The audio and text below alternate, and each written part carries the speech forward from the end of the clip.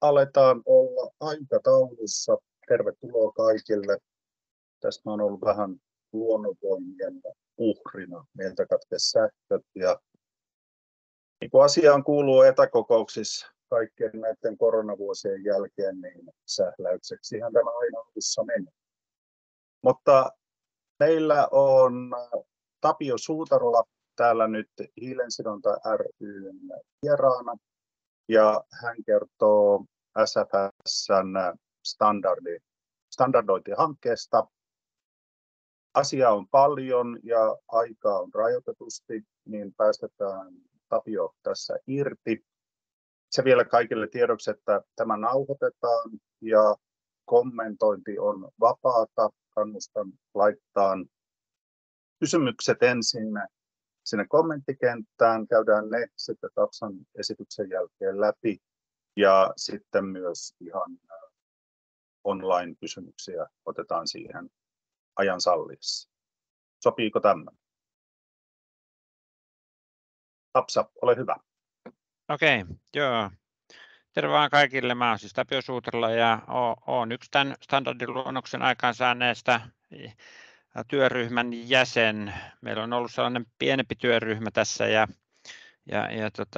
sen puitteissa nyt tätä esitellään ja tarkoitus on itse asiassa tämä standardiluonnos saada aikaiseksi siihen muotoon, että se voitaisiin lähettää sitten tämmöiselle viralliselle lausuntokierrokselle syksyn aikana.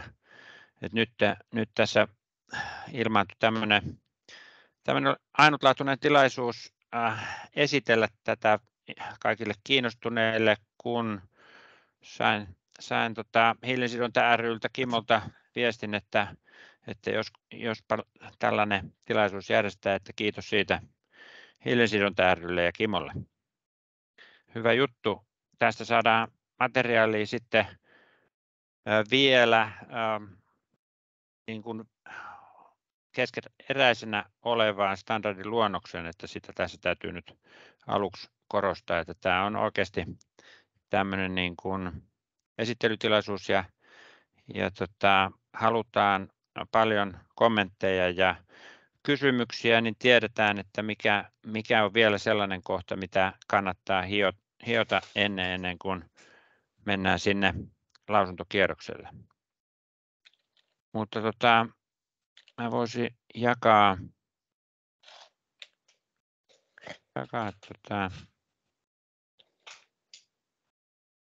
tästä itse asiassa tätä näyttöä, niin nyt me ollaan siis tämmöisessä vaiheessa, että meillä on 30 sivua tekstiä laitettu paperille ja siinä on tietysti tätä soveltamisalaa, periaatteita, mihin periaatteisiin nojaudutaan ja sitten itse nämä vaatimukset, että mitä tämä standardi vaatii toimijoilta, että päästään toivottuun lopputulokseen.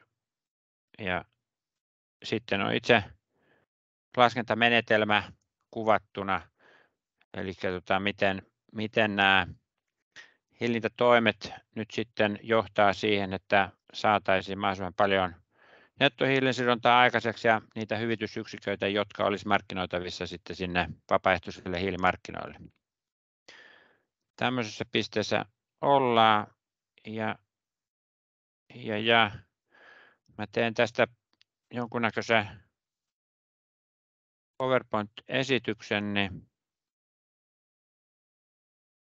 rungoksi, että miten tätä keskustelua sitten voitaisiin tässä viedä eteenpäin. Muutama sana tuosta varsinaisesta kompensoinnista, että mitä varten tätä koko hommaa ollaan tekemässä, niin itse asiassa vapaaehtoiset hiilimarkkinat toimii siten, että siellä on myyjät ja ostajat vapaaehtoisesti siellä liikkeellä ja kompensointia ei pääse tekemään ennen kuin omia päästöjä vähentänyt ja kaikkihan toiminta pitäisi perustua siihen, että niistä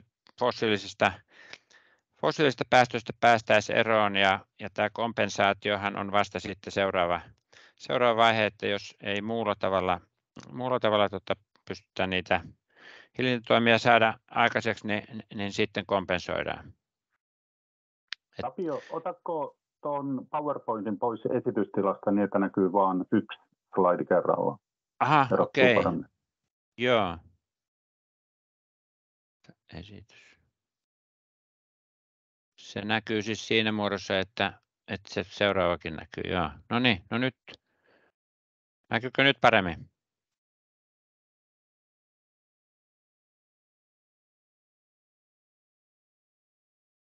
Puhuu.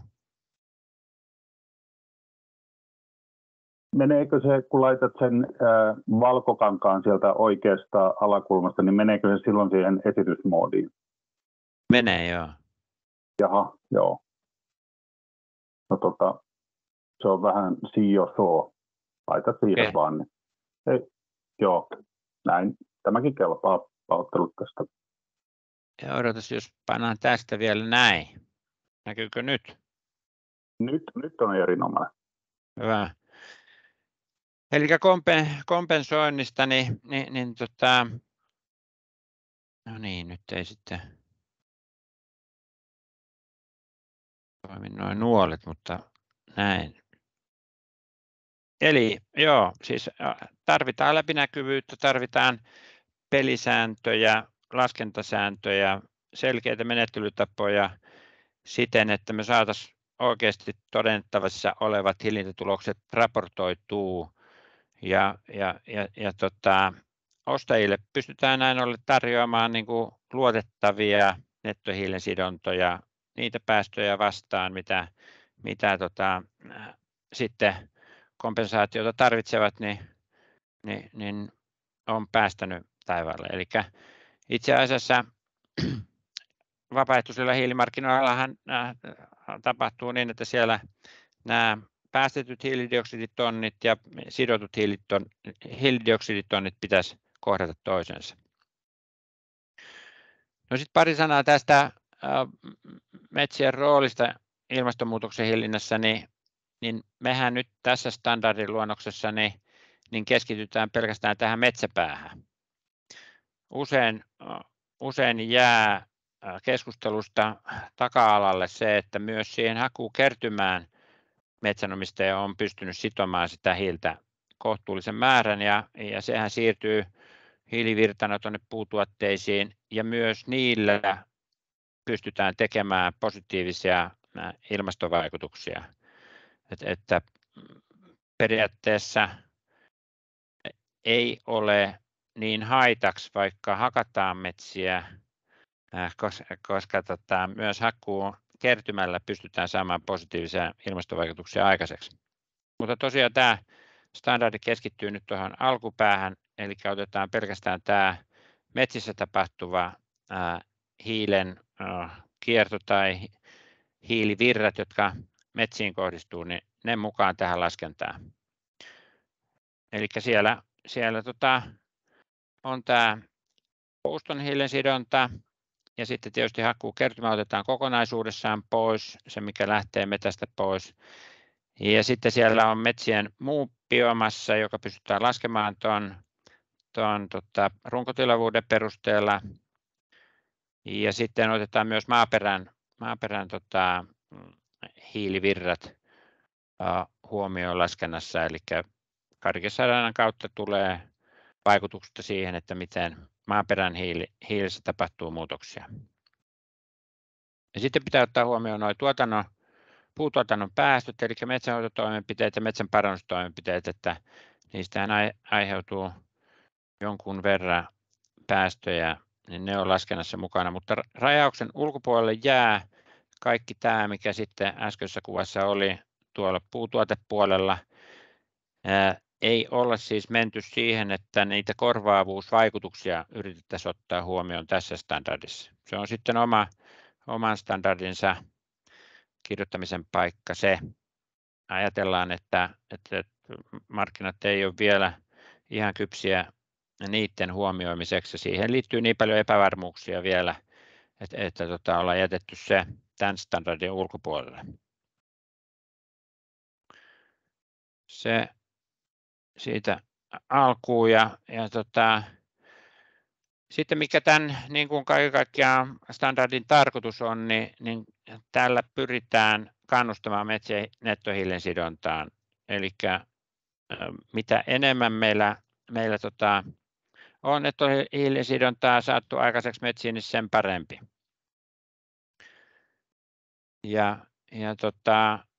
Painopistehän tässä on tuossa, että tulokset ratkaisevat, eivät toimenpiteet.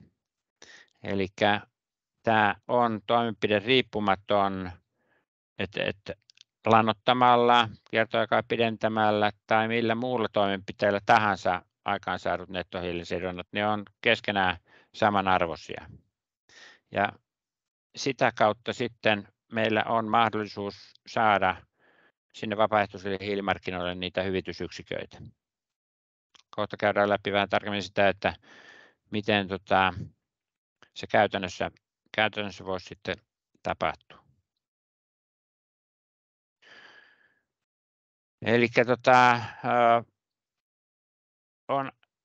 on tarkoitus niin, että ei pelkästään yksittäisten toimenpiteiden osalta, esimerkiksi lannoituksen osalta, vaan että metsänomistaja ilmoittaa koko rekisteritilansa sinne seurantaan esimerkiksi 80 vuodeksi määräaikaisella sopimuksella.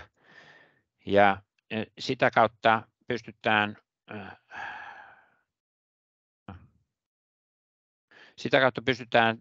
verifioimaan sitten se alkutilanne, eli kuinka paljon siellä on puuta alussa ja kuinka paljon siellä on minkäkinlaista metsää, eli pystytään niiden mallien avulla laskemaan, että kuinka paljon se sitoo hiiltä vuosittain. Ja nämä myönnettävissä olevat hyvitysyksiköt lasketaan nimenomaan niiden nettohiilen sidontojen perusteella. Ja sitä verrataan siihen perusuraan, mikä sitten tapahtuisi muuten, oletetaan tapahtuvan muuten kuin näitä hillintätoimenpiteitä toteuttamalla. Ja siitä saadaan nämä vuotuiset lisäiset nettohiilen sidonnat tonnia ekvivalenttihiilidioksidimääriä ja vuosittain. Tässä on nyt sitten kaaviokuva siitä kokonaistoiminnasta. Eli tämä hiili nyt ei näy siellä, mutta vai näkyykö? Eli homma lähtee alkuun siitä, että metsänomistaja päättää ilmoittaa seurantaan nämä rekisteritilansa ja verifioija tulee tekemään sen alkuinventoinnin ja se tieto viedään sitten tällaiseen kansalliseen rekisteriin. Jos metsänomistaja tarvitsee avukseen neuvonta- tai konsulttipalveluja, niin toki se on mahdollista. Sieltähän saa hyviä toimenpide-ehdotuksia hillintätulosten mahdollistamiseksi ja sitten alkaa tämä vuotuinen toiminta, joka tässä on kuvattu laatikossa 20 vuoden syklillä.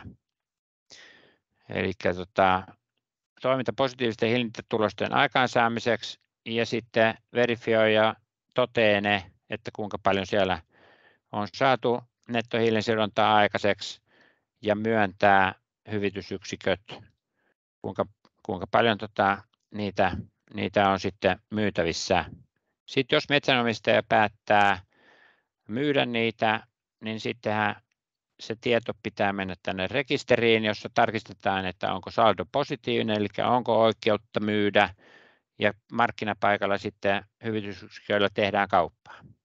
Eli ostajat tulee sitten täältä, jotka on päättänyt tarvitsevansa kompensaatiota, niin ostajat tulee samalle markkinapaikalle ja kauppaa käydään, ja sen mukaan mitä kauppaa käydään, niin hyvitysyksiköiden saldot ylläpidetään ja tämä toistuu sitten 20 vuotta koko sen sopimuskauden ajan tässä samassa laatikossa ja sitten tulee vuosi, jolloin sopimuskausi päättyy, kutsutaan verifioija paikalle ja todennetaan loppuinventoinnissa, että onko siellä metsässä niin paljon enemmän hiiltä kuin mitä alussa oli ja mitä metsänomistaja on myynyt niitä hyvitysyksiköitä. Sen verran siellä pitää olla vähintään.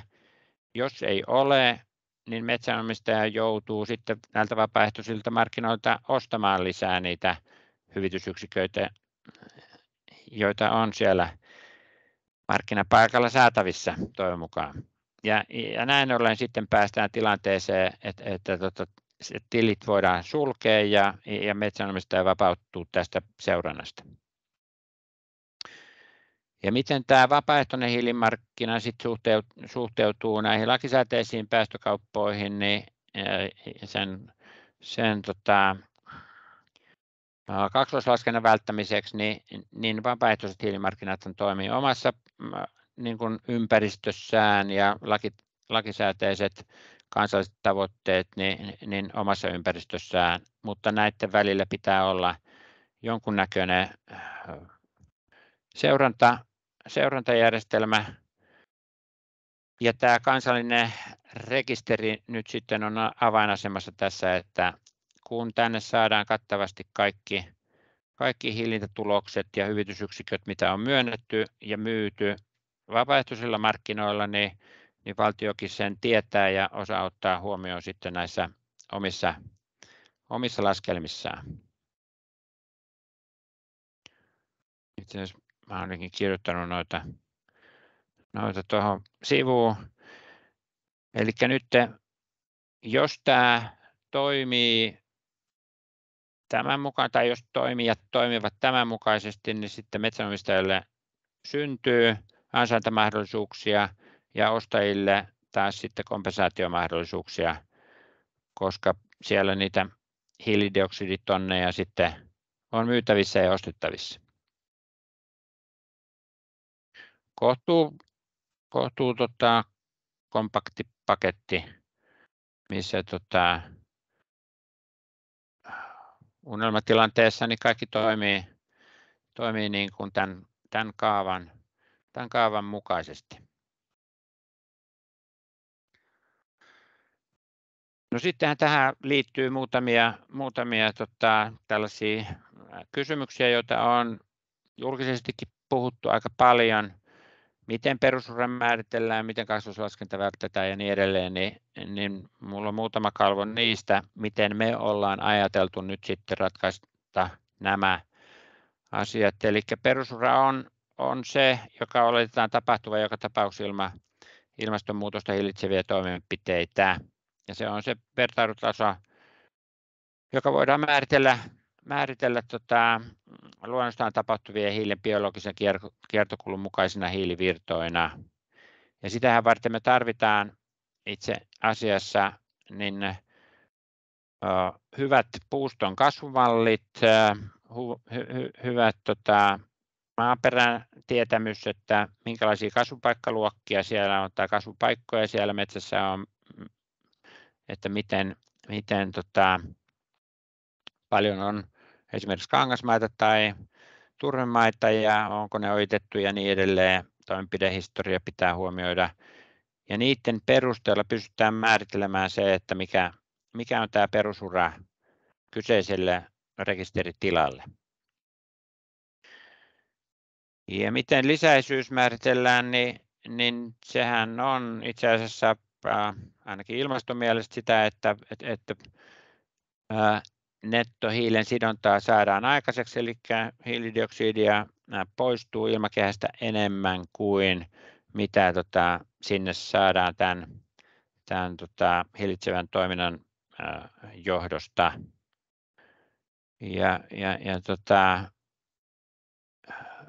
Ei siinä sen kummallisempaa. Joskus lisäisyyteen tai lisäisyyttä on tarkasteltu myös taloudellisena lisäisyytenä, siis sellaisena, että metsänomistaja on pitänyt tietää, että näillä kompensaatiorahoja on saatavissa ja että se on vaikuttanut siihen päätöksentekoon. Joo, okei, kyllä ne tiedetään etukäteen, koska vapaaehtoiset hiilimarkkinathan toimii just sillä periaatteella, että sinne mennään sillä periaatteella, että kumpikin osapuoli tietää hyötyvänsä siitä, että tekee kauppaa siellä, niin se toteutuu sitä kautta. Ja ja tämä lisäisyyshän todetaan nyt siten, että verrataan sitä tapahtunutta toimintaa, mitattavissa olevia hiilen sidontoja, mitkä siellä metsässä on oikeasti tapahtunut, niitä verrataan siihen perusuraan. Saadaan se vähennyslaskun kautta selville. No sitten on pysyvyys, ja pysyvyyshän oikeasti tarkoittaa sitä, että se metsänomistaja lupaa pitää sen nettohiilen sidontansa positiivisena vähintään sen sopimuskauden ajan, esimerkiksi 20 vuotta. Se projektikohtaisissa hankkeissahan, tämmöisessä lannoitushankkeessahan se on aika selvä, että jos lannoitusvaikutus on 10 vuotta noin karkeasti, niin pystytään määrittelemään, että kuinka paljon sen lannoituksen lisää hiilensidonta on. Eli tiedetään suht tarkasti, että jos kivennäismaata lannoitetaan, niin minkälaiset kasvulisäykset siihen tulee runkotilavuuteen ja sitä kautta muuhun biomassaan ja sitä kautta maaperään. Niin kaikki pystytään laskemaan sitten sen 10 vuoden vaikutusajan mukaisesti. Ja niinä vuosina, kun saadaan sitä lisäystä aikaiseksi, niin niinä vuosina metsänomistajalla on mahdollisuus sitten myydä sen verran niitä hyvitysyksiköitä tuolla vapaaehtoisilla markkinoilla. Ja sitten tämmöisessä alueellisessa jatkuvaluonteisessa toiminnassa, niin se sopimuskausi määräytyy sen mukaan, mitä se metsänomistaja lupaa pitää niitä. Jos hän lupaa pitää 20 vuotta niitä pois ilmakehästä, niin hänen pitää sitä saldoaan, kumulatiivista nettohiilen sidontasaldoaan pitää positiivisena sen 20 vuotta.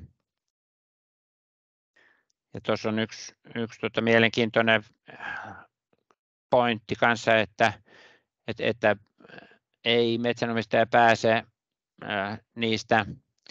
niistä mahdollisesti negatiivisista saldoistaan eroon myymällä tilansa,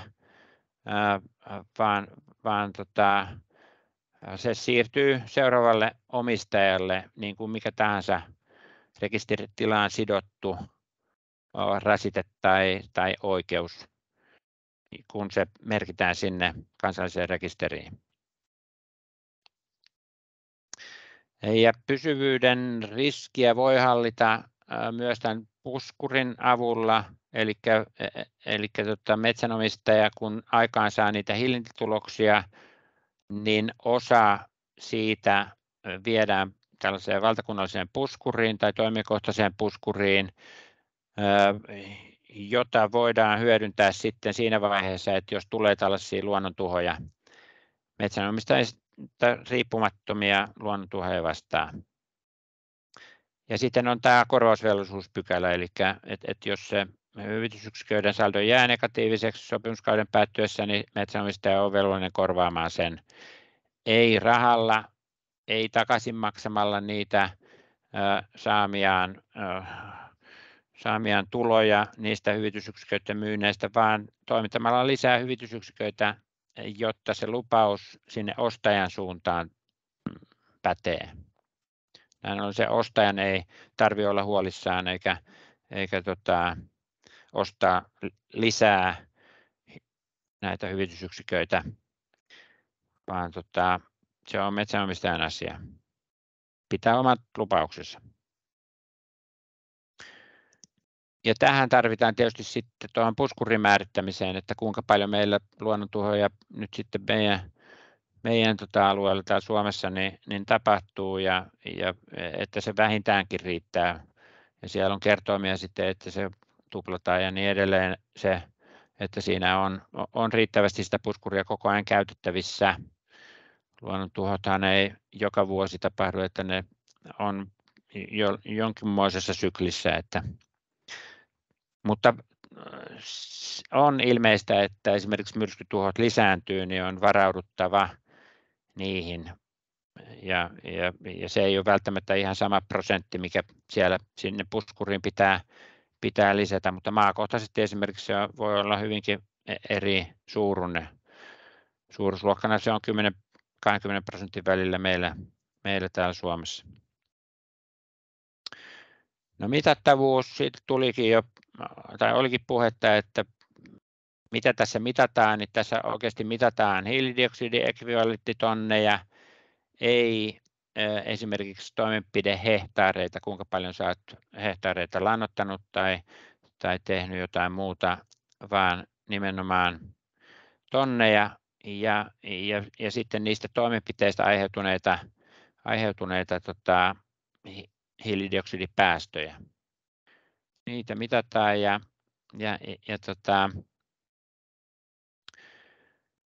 alkutilanne pitää selvittää luonnollisesti, ja tässä on pointtina se, että oli alkutilanne mikä hyvänsä, niin se on se, mistä lähdetään liikkeelle. Eli jos on metsänomistaja, joka ajattelee sillä lailla, että okei, että tähän kannattaa ensin hakata kaikki metsät paljaaksi ja sitten liittyä tähän, niin hän kyllä haukkaa sitä itteensä, koska sitten ei hän seuraavan 20 vuoden aikana kovin hirveästi saa aikaiseksi sitä nettohiilen sidontaa, koska ei ole koneistoa, ei ole tehtaita siellä metsässä pystyssä, jotka sitten sitä hiiltä sitoisi. Ja sitten toisinpäin, että jos sulla on ihan pelkkää uudistuskypsää metsää ja liityt tähän, niin siinäkin tilanteessa ei hirveästi muodostu enää nettohiilen sidontaa, varsinkaan jos ne on lahoamaan päin olevat kuusikot, niin ei kannata, vaan tässä kannattaa normaalia metsätaloutta harrastaa ja yrittää mahdollisimman paljon hiiltä sitoa, eli saada mahdollisimman paljon metsän kasvua aikaiseksi, jolloin tämä kannustaa nimenomaan hyvään metsänhoitoon ja metsien terveenä pitämiseen ja mahdollisimman suureen nettohiilen sidontaan. Katsotaan kohta sitä, miten tästä sitä nettoa on mahdollisuus saada. Ja mittauksessa huomioida myös nämä maaperähiilivaraston muutokset, koska ne on olennainen osa sen osalta, että ne metsänomistajat, joilla on pelkästään ojitettua turvemaita, on pikkasen eriarvoisessa asemassa kuin ne Lieksassa kangasmaita omistavat, jos ei maaperää oteta huomioon. Mutta näistä kaikista pitää saada lisää tutkimustuloksia ja homma toimii kyllä siten, että meillä on nyt tällä hetkellä todella hyvät mallit jo olemassa, että voidaan lähteä liikkeelle, ja mitä enemmän saadaan tutkimustuloksia aikaiseksi, niin sitä mukaan ne laskelmat sitten tarkentuu. Siihen ei ole mitään syytä niin kuin viivyttää tätä laskennan aloittamista jo nyt, koska on tarpeeksi hyvät tiedot. No, todennettavuudesta, että täytyy olla kolmas osapuoli, joka toteaa niitä, mutta ei tarvitse mennä esimerkiksi siihen, että jokaisella metsätilalla pitäisi olla ilmastotieteen laitoksen anturit ja mitä tässä todellista hiilensidontaa, ei, vaan pitää vain tietää nämä kasvupaikkaluokat ja puustot ja toimenpiteet, niin niiden perusteella pystytään sitten määrittelemään tämä hiilensidonta. Ja tämä on pelkästään ex post toimintaa, eli pitää olla aikaan saanut hiilensidontaa, jotta pystyy jotain myymään. Ei pelkästään niin kuin tulevaisuuden lupauksia ei kaupata tässä, eli se ainekauppapuoli jääkööt muille sitten tehtäväksi. Ja tämä kansallinen seurantarekisteri on olennainen yksikkö tätä kokonaisuutta, eli sellainen pitää saada aikaiseksi. Ja nyt tähän on näitä tällaisia irrallisia yksittäisiä projektiluontoisia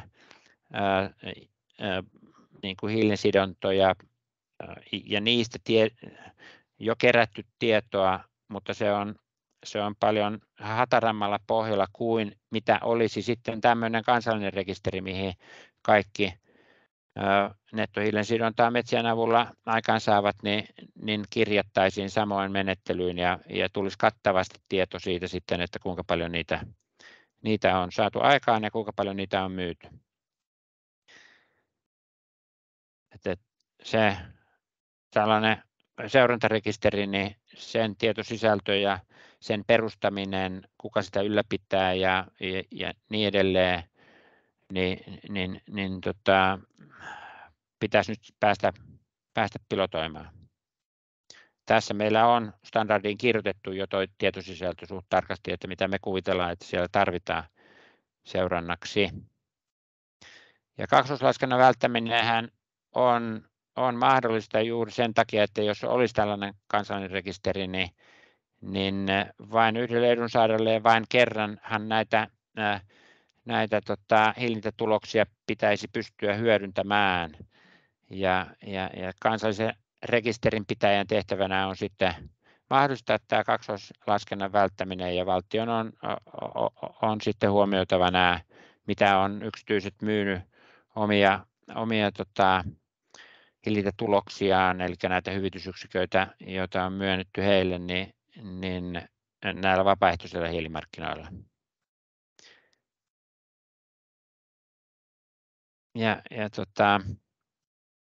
Metsänomistaja itse hän vastaa siitä, että ei esimerkiksi tapahdu niin, että on erikseen tämmöinen lannoituskohde, josta on niin kuin kohdekohtainen tällainen hyvitysyksikkö myönnetty, ja sitten sama alue olisi tällaisessa aluekohtaisessa seurannassa. Se tulee välttää ehdottomasti, ettei tule samasta lannoituksesta 2 kertaa hyvitysyksiköitä myönnettyksi. Ja sen verifioijan on siitä huolehdittava. Mutta tässä on vielä ajatuksia ja keskeeräisiä käytäntöjä sen mukaan, että miten nämä olisi sitten markkinakelpoisia siellä vapaaehtoisilla hiilimarkkinoilla, nämä metsänomistajalle myönnetyt kreditit, hyvitysyksiköt, niin siihen täytyy saada oikeasti selkeät pelisäännöt ja selkeät näkemykset. Onneksi ympäristöministeriönkin suulla on lausuttu, että metsänomistaja toki pystyy myymään näitä hyvitysyksiköitä, ja valtion ne on otettava huomioon sitten omassa laskennassaan, että se on erinomainen juttu, että niin kuin ajatuksen tasolla tämä on sen suuntainen. No sitten on kestävyyskriteerien noudattaminen, eli ei hinnalla millä hyvänsä pidä saada aikaiseksi näitä hillintätuloksia, vaan pitää noudattaa näitä hyviä metsänhoitomenetelmiä, ja se on helppo todentaa nyt sitten muun muassa PEFCin ja FSCn kriteeriä noudattamalla. Näin pystytään varmistamaan, että hillintätoiminta ei vaaranna näitä muita ympäristötavoitteita. Mutta tässäkin on huomattava, että tämän niin kuin hillintätulosten analysointi, mitä se verifioi tekee, niin sen voisi yhdistää ihan hyvin tähän PEFCin ja FSC-seurantaan. Esimerkiksi meillä Tornatorissa vuosittainhan on kun noudatetaan FSC-kriteerejä, niin on tämmöinen auditointi, niin sen yhteydessähän sama auditoija pystyy määrittelemään, että kuinka paljon näitä nettohiilisidontaa on saatu aikaiseksi.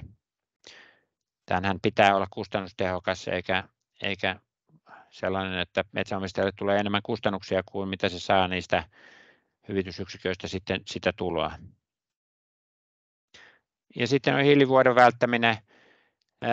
Se ei ole kyllä myyjän eikä ostajankaan asia.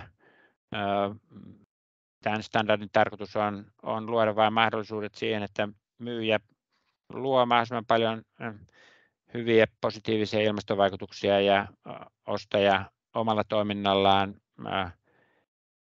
niin kuin käyttää niitä hyvitysyksiköitään pelkästään niiden päästöjen kompensoimiseen, mitä ei muuten pysty välttämään, eikä lisää saastuttavaa tuotantoaan sen perusteella, että mitä enemmän saa hyvitysyksiköitä ostettua. se on sitten jo muun valvonnan alla, mutta tästä järjestelmästä tämän niin kuin standardin pohjalta toimiminen pitää olla sellaista, että niitä, jotka saa aikaiseksi positiivisia hillintätuloksia, niin niitä palkitaan ja niitä rangaistaan, jotka sitten taas aiheuttaa näitä negatiivisia hillintätuloksia. Ja näinhän juuri tapahtuu, jos noudatetaan tämän standardin toimintatapoja.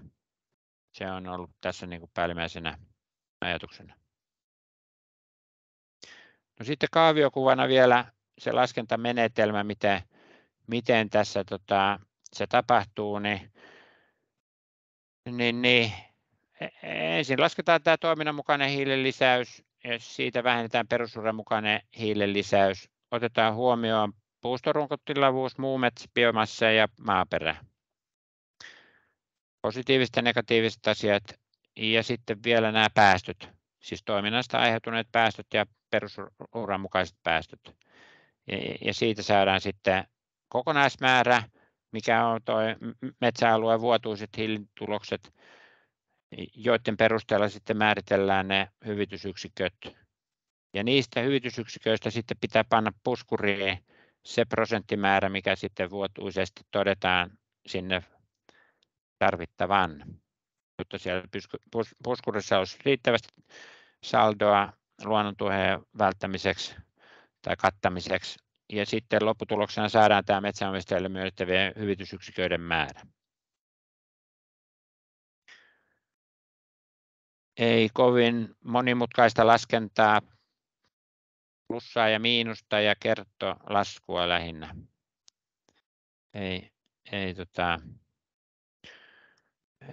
Ei sen vaikeampaa.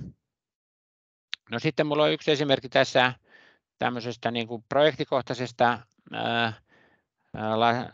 laskennasta, että miten se tapahtuu, jos meillä on tiedossa lannoituskohde ja halutaan pelkästään yksittäiselle lannoituskohteelle muutamalla hehtaarille siis tämmöinen seuranta perustaa, niin suuruusluokassa se menee suurin piirtein noin kivennäislannoituksessa 150 kilo typpeä, niin sehän tiedetään maaperä- ja puulajin mukaan, että miten siinä tapahtuu. Ja tuossa kun tuo hiilivaraston lisäys nettona perusuraan nähden, siis ilman lannoitusta olevaan perusuraan nähden, niin tapahtuu tuolla lailla ja siinä on myönnettävissä meidän käsityksen mukaan suuruusluokkana 27 kappaletta niitä hyvitysyksiköitä, koska se on saanut 30 tonnia ekvivalenttihiilidioksidia sinne metsään enemmän kuin perusuralla. Ja sen perusteellahan sitten se verifioi ja ne myöntää ne hyvitysyksiköt myytäväksi. Meillä on laskentapohja luonnollisesti tehty, että on pystytty harjoittelemaan sitä että miten se käytännössä tapahtuisi. Sitten on tämmöinen sopimuskaudella nettohiilensidonta, siis aluepohjainen ajatus siitä, että miten sitäkin pystyy seuraamaan, niin ihan samalla tavalla kuin yksittäistä lannoituskohdetta, niin tällaista 100 hehtaarin tilaa pystytään seuraamaan. Siellähän on vain monta toimenpidettä, jotka vähän niin kuin ristiinkin vaikuttaa toinen toisiinsa, mutta pystytään erittelemään se, että kuinka paljon siellä hiilivarasto kertyy. Ja tuossa nyt on tuommoinen esimerkki, että siinä metsänomistaja on kerryttänyt joka toinen vuosi metsäänsä. Ensimmäisenä vuotena se ei ole hakannut, toisena vuotena on hakannut kaiken kasvun, tai siis kasvun verran, ja 4. vuonna ja myös 6., 7., 8., 9., 10. vuotena ja 16. 17. vuotena on siis hakattu sen verran, mitä metsä on kasvanutkin. Sitä varten ne on niin kuin plus minus nollassa ja sitten noina vuosina, mitä mennään negatiiviseksi, niin hän on hakannut enemmän, mitä puusto on kasvanut, mutta kokonaissaldo on kuitenkin tuo 3000 tonnia enemmän kuin mitä perusuralla se olisi sitten hakannut. Että tämä on tällainen niin kuin projektikohtainen ajattelutapa on laajennettavissa tällaiselle rekisteritilatasolle. Ja rekisteritilataso on aika näppärä niin kuin yksikkö seurata.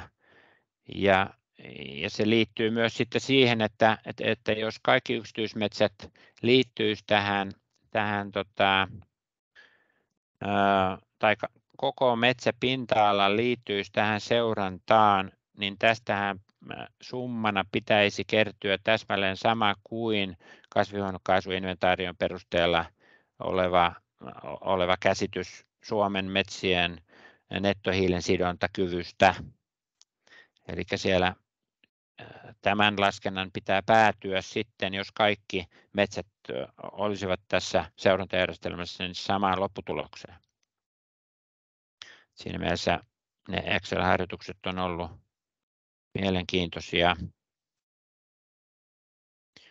Olikohan meillä tässä vielä muuta?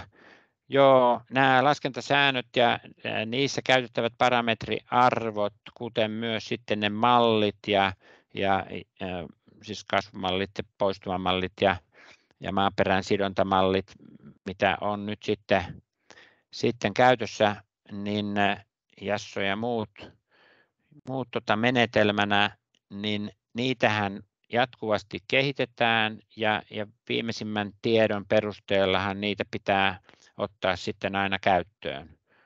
Mutta viimeisen tiedon perusteella pystytään aina laskemaan sitten sitä vuotuista nettohiilen sidontaa, niin se on reilu peli.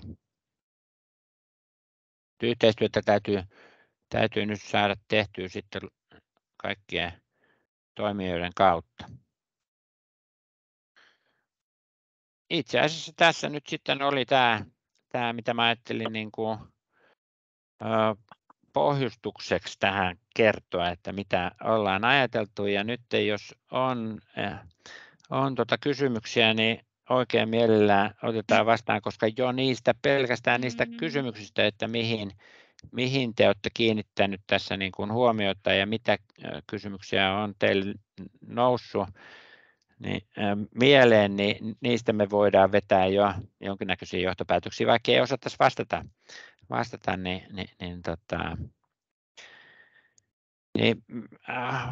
onko siellä, Kimmo, tullut chattiin mitään? Kiitos, Tapio. Kuulet varmaan mun äänen tässä. Kyllä, joo. Täällähän on chatti surittu aika ankarastikin. Mä oon koittanut ryhmitellä näitä kysymyksiä tässä nyt. Aloitetaan kaukaa, niin kuinka paljon teidän työssä olette huomioinut kansainvälisen työn tällä samalla sektorilla? Mitä EU:ssa ja YK:ssa tapahtuu? Kyllähän ollaan jouduttu seuraamaan tai päästy seuraamaan, että minkälaisia pykäliä sieltä on tulossa, EU-lainsäädäntöön on tulossa joitain ja mitä näitä on eri maissa erilaisia ratkaisuja viritelty tämän markkinan niin kuin aikaansaamiseksi, niin ne on hyvin mielenkiintoisia. On esimerkiksi sellaisia tapauksia, että valtio on ikään kuin ottamassa tietyn veroluonteisen maksun siitä hyvästä, että metsänomistaja sitten myy näitä vapaaehtoisilla markkinoilla. Se on yksi, miten valtio ikään kuin rahoittaisi sitten sitä omaa osuuttaan siitä, niistä omista velvollisuuksista, mitä on niiden kansainvälisten sopimusten kautta niin antanut niin kuin maakohtaisesti. Nehän ei millään tavalla liippaa yksityismetsänomistajaa yksilötasolla eikä tilatasolla, koska niitä ei ole jyvitetty sinne asti, mutta kyllä on pyritty seuraamaan ja ottamaan huomioon myös tämä kansainvälinen kehitys tässä. Ja luonnollisesti EU-direktiivi pitää huomioida. Joo, ja sitten tämmöinen vähän niin kuin laajempi kysymys on myös terminologia, mitä te olette tässä käyttänyt, niin se on ehkä vähän huojuvaa ja meidän yhdistys on, ei me nyt ole mitään virallista suositusta tehty, mutta kannustetaan käyttämään niitä, mitä viime tammikuussa ympäristöministeriö ja maa- ja metsätalousministeriön oppaissa käytettiin, että sillä tavalla saadaan sitten yksiselitteinen terminologia käyttöön. Joo, kyllä siihen täytyy vielä, kiitos, joo, kyllä siihen täytyy kiinnittää vielä huomiota ja meillä onkin siellä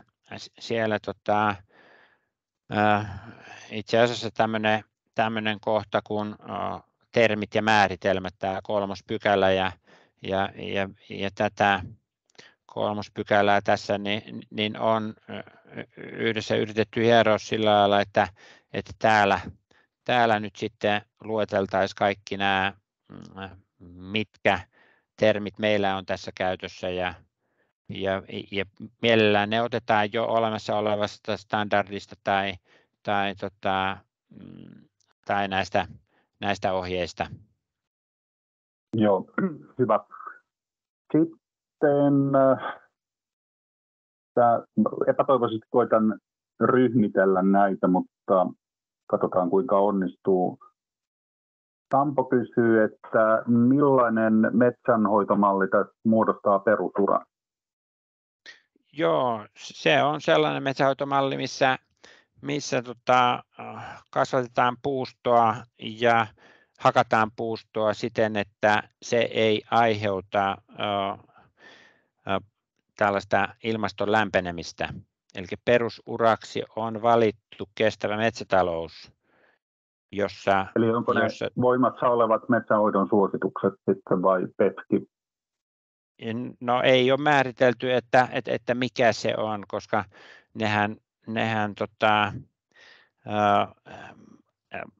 esimerkiksi tämä metsänhoidon suositukset, niin sehän on tavoitetila. Sehän ei ole sitä perusuraa, mitä kaikki toteuttaa, vaan sehän on tavoitteellista ja siellä on vaihtoehtoja paljon siellähän tuodaan erilaisia metsänhoitomenetelmiä esille. Sehän ei ole yksi sapluuna, vaan joukko ehdotettuja toimenpiteitä, jotka tietyissä tilanteissa sitten metsänomistajan kannattaa valita. Ja meillä tässä perusuraksi on valittu se vaihtoehto, että on niin kuin ilmaston kannalta plus-miinus-nolla vaihtoehto, jolloin tämän metsän osalta sittenhän se, että mitä niillä hakukertymillä saadaan positiivista aikaiseksi, niin sitä ei ole huomioitu. Mutta juuri näin, kestävä metsätalous on otettu perusuraksi. Joo. Ja kysymys on sitten, että kuinka tarkkaan se pitää määritellä, kun onhan sitten silläkin puolella eri vaihtoehtoja, että tuossa Bert näyttäisi kysyvän jatkuvapeitteisestä puuntuotannosta ja Aleksi kysyy, että onko tässä perusurana, että hakataan yhtä paljon kuin kasvaa. Joo. Tämä varmaan vaatisi jonkinlaista täsmennystä sitten tässäkin työssä, Joo, mikä teillä on menossa. Kyllä. Ja sitten mennään näihin kriittisiin kysymyksiin. Esimerkinomaisesti käytät 20 vuotta ja sitä on tässä kyseenalaistettu, että on aika lyhyt. Joo, kyllä tuo 20 vuotta on perusteltu sillä, että se nyt on yhden metsänomistajan omistuskausi on hyvin hallittavissa ja sittenhän tässä niin kuin, tarkoitushan on se, että se on 20 vuotta aina kerrallaan hamaan tulevaisuuteen, siis 1 000 000 vuoteen asti. Jos kerran metsänomistaja saa nettohiilensidontaa aikaiseksi ja pystyy pitämään sen saldonsa positiivisena, niin ei ole mikään este, että hän seuraavatkin 20 vuotta pysyy seurannassa. Ja mitä sitten siinä välissä tapahtuu, jos hän tekisi esimerkiksi niin, että 20 vuotta on ensin ja sitten hakkaisi metsänsä välissä ja sitten olisi 20 vuotta seuraavaksi, niin omaa nilkkaahan hän siinä sitten niillä hakkuillaan aiheuttaisi harmia. Kyllä tämä järjestelmä on silleen suunniteltu, että tämä on niin kuin jatkuvasti 20 vuotta kerrallaan rullaavasti eteenpäin tarkoitettu pysyvän voimassa. Silloin tullaan tähän rasitekysymykseen, että tällä hetkellä näistä toimenpiteistä ei voi muodostaa rasitetta maarekisteriin. Ei, tämän pitää olla uusi sopimustyyppi siellä. Ja mä oon Maanmittauslaitoksen kanssa puhunut, että he ovat valmiit oma virkatoimensa puitteissa niin tekemään kaikensa, että tämä tämmöinen mahdollistuisi. Tämähän ei ole pelkästään rasite. Tämähän on positiivinen asia, että jos metsänomistajalle on myönnetty krediitti, eli näitä hyvitysyksiköitä, joita hän ei ole myynyt, niin sehän on silloin tilan arvoa kohottava. Ja tilakaupassa se kannattaa huomioida juuri siten, että siellä on myymättömiä hyvitysyksiköitä, jotka seuraava metsänomistaja pystyy hyödyntämään. Se luo arvoa näin ollen. Joo. Sitten oli aika paljon puskuroinnista ja sanktioinnista kysymyksiä. Luulen, että Lasselle tuli vastaus tuohon puskurointiin jo, mutta sitten tämä sanktiointikysymys, että jos niitä ei saada, niin ja jos esimerkiksi maanomistaja ei pysty niitä yksiköitä hankkimaan markkinoilta, niin mitä sitten? Joo, siitä on lähdetty liikkeelle tässä kaaviokuvassa. Olisikohan suurentaa vielä. Siis tilannehan tulee nyt sitten justiin siinä, että kun nyt se levisi pelkästään tuosta kuvasta.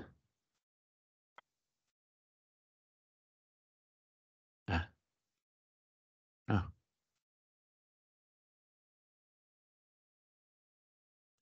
Niin kun sopimuskausi loppuu, niin silloinhan sen verifioijan täytyy käydä inventoimassa se, että mitä niissä hiilivarastoissa oikeasti on. Ja sehän määräytyy, sitten sen tiedon perusteella määräytyy se, että onko sillä metsänomistajalla korvausvelvollisuutta. Jos se saldo on positiivinen, niin ei. Jos se on negatiivinen, niin sen täytyy ostaa täältä vapaalta hiilimarkkinoilta hyvitysyksiköitä, jotta se saa oman saldonsa positiiviseksi. Sitten vasta se voidaan. Siinä on silloin ostajalla vähän niin kuin luottoriski, että jos tämä myyjä ei pysty niitä hankkimaan, niin onko peli menetetty siinä vaiheessa?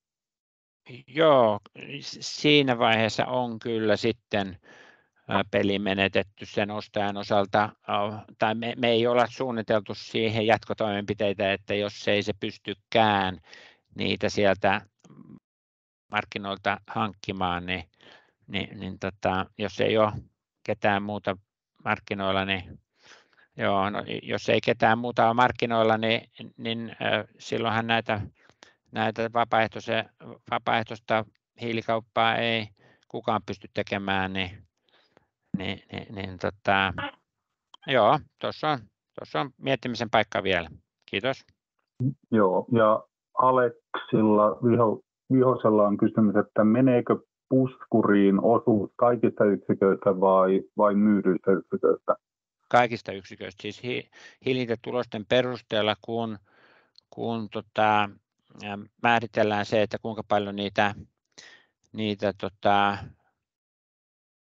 hyvitysyksiköitä täällä oli kaiken kaikkiaan laskettavissa, tämä iso laatikko tässä, niin siitä otetaan heti päältä pois se määrä, mikä sinne puskuriin vuosittain on tarkoituksenmukaista laittaa. Eli ei pelkästään myydyistä, vaan itse asiassa siis metsänomistajille ei edes myönnetä niitä hyvitysyksiköitä, jotka tänne puskuriin menee. Puskuriin otetaan päältä pois ensin. Sitten todentamisesta, niin minkälaisia vaatimuksia todentajille asetetaan pätevyyden?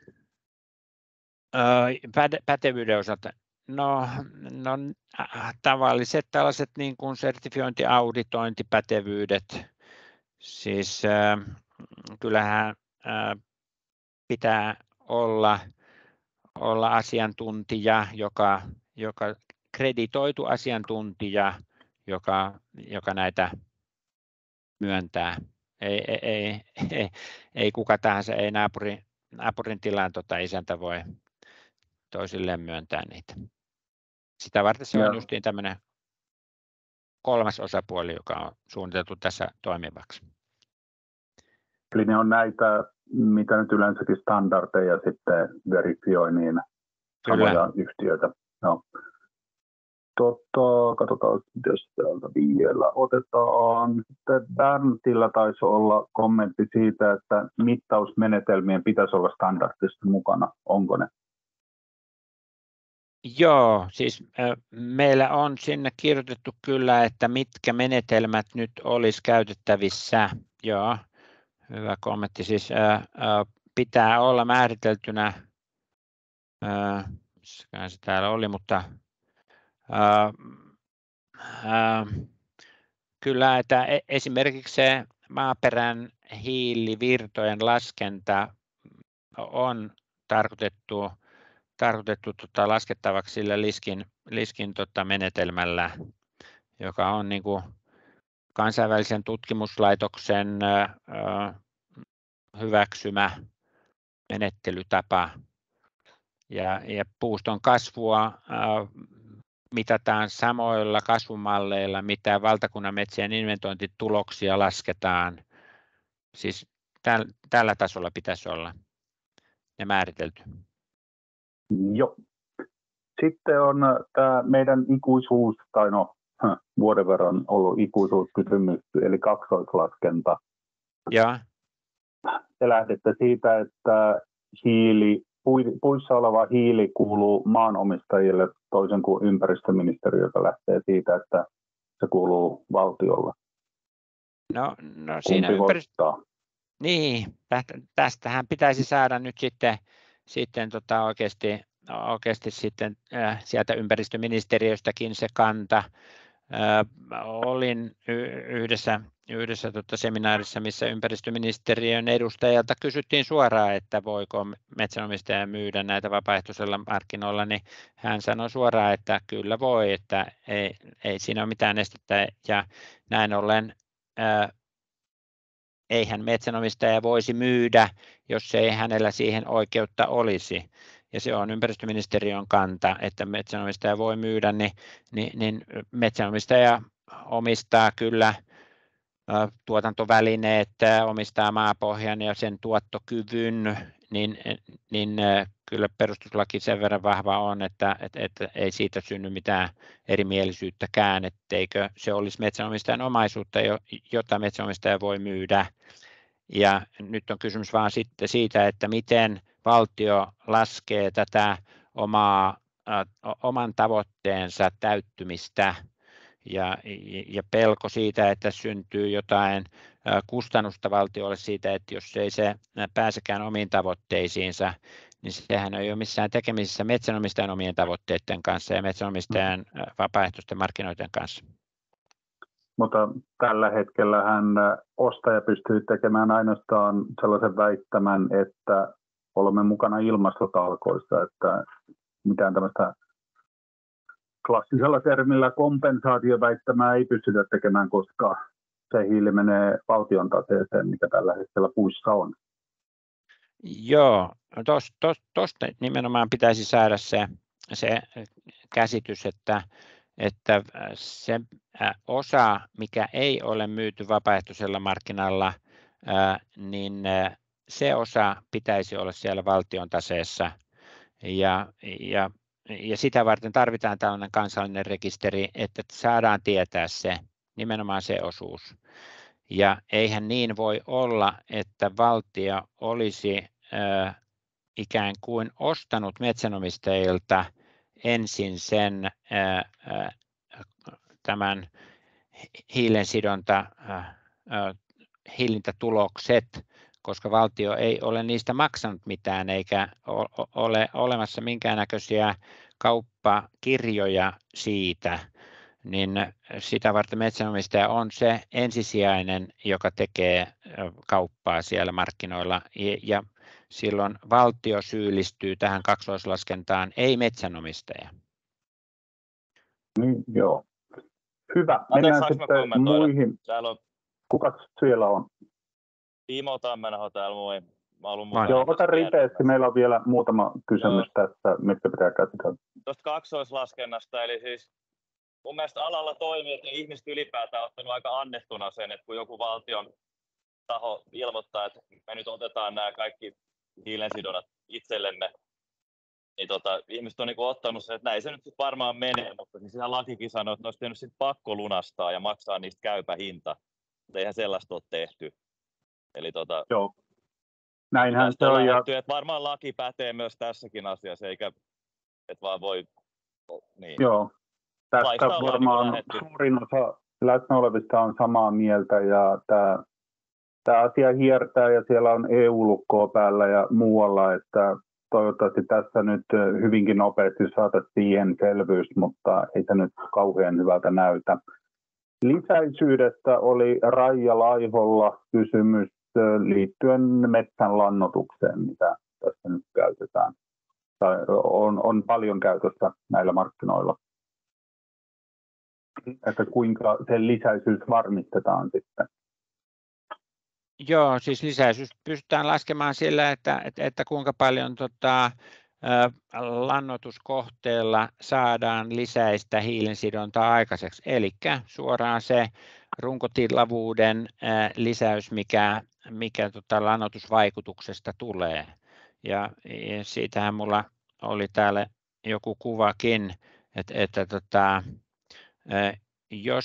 jos me tiedetään kasvupaikka, puulaji ja puuston määrä, puuston ikä, niin me pystytään hyvin tarkkaan määrittelemään tämä, mikä on lannoitusvaikutus. Ja sen kautta pystytään määrittelemään se, että kuinka paljon hiiltä sitoutuu enemmän kuin että ei oltaisi lannoitettu. Anteeksi, saanko täsmentää kysymystä? Tämä itsessään on tietenkin aivan selvä asia, mutta kun lannoitus on usein hyvin kannattava toimenpide metsänomistajalle ihan muutenkin, niin eikö niin kuin mikään perusura sisällä lannoitusta, nähdäänkö ne aina lisäisiksi toimenpiteiksi, millä voidaan niin kuin arvioida, että kuka metsänomistaja lannoittaisi muutenkin ja kuka tekee sitä vaan niin kuin tuottaakseen tätä lisähiilen sidontaa? Joo, ilmasto ei ota lainkaan huomioon sitä, että onko tämä kannattavaa toimintaa vai ei, ja sitä varten me ollaan jätetty se vähemmälle. Me ollaan laskemassa tässä pelkästään niitä hiilidioksiditonneja, joita tässä niin kuin mitataan.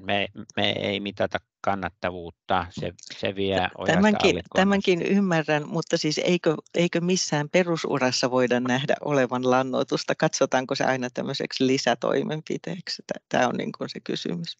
Joo, katsotaan juuri näin, että se on aina lisätoimenpide, koska se on ilmastotoimenpide. Jos haluat suora vastauksen. Tuossa on Lassella vielä kysymys tuosta hiilivuodon välttämisestä, että eikö sen pitäisi olla standardissa, ja siitä sitten jatkokysymys usein mulla itsellä mieleen, että mitä metsänomistaja voi tehdä hiilivuodon välttämiseksi. Joo, me ollaan tähän standardiin yritetty kirjoittaa tämä just sillä lailla, että sitä hiilivuotoa pitäisi kaikin mahdollisin keinoin välttää ja ne keinot, millä yksittäinen metsänomistaja pystyy sen hiilivuodon välttämään, on sanomattoman pienet. Ei yksittäinen metsänomistaja pysty vaikuttamaan siihen, että jos hän jättää hakkaamatta, niin jos naapuri hakkaa, niin voidaan katsoa, että hiilivuoto on syntynyt. Hänelle ei ole mitään päätöksentekovaltaa siihen naapurin hakkaamiseen ja sitä ei se metsänomistaja joudu kärsimään nahoissaan millään tavalla. Hiilivuodon välttämisestä ei pitäisi syntyä metsänomistajakohtaisesti mitään sanktiota. Me ollaan oltu tätä mieltä tätä kirjoitettaessa. Kiitokset Tapio. Me ollaan nyt täytetty aikataululliset tavoitteet 110% ja tuolla chatissa käy keskustelu edelleen. Pahoittelut, kaikkia kysymyksiä ei nyt pystytty tähän ottaa mukaan. Mutta nämä tulee Tapiolle sitten nähtäväksi, näet ne siellä ja osaat sitten reagoida jatkotyöstössä. Että tätä varmaan on syytä erikseen painottaa, että kyseessä oli luonnos ja toivottavasti tämä antoi nyt sitten SFS:n puitteissa tehdylle työlle niin uutta vauhtia ja energiaa.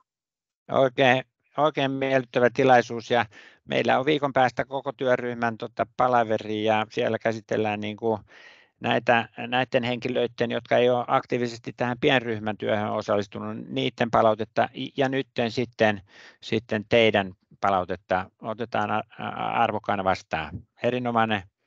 Erinomaista, että saatiin järjestettyä tämmöinen tilaisuus.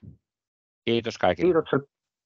Kiitokset erityisesti Tapiolle ja kaikille osallistujille ja me laitetaan tämä video sitten nähtäville tässä lähipäivinä tuonne Hiilensidonta ry:n kotisivuille. Hyvää ja toivottavasti hieman tyyntyvää keliä kaikille. Joo, yritetään pitää sähköt päällä. Moi moi.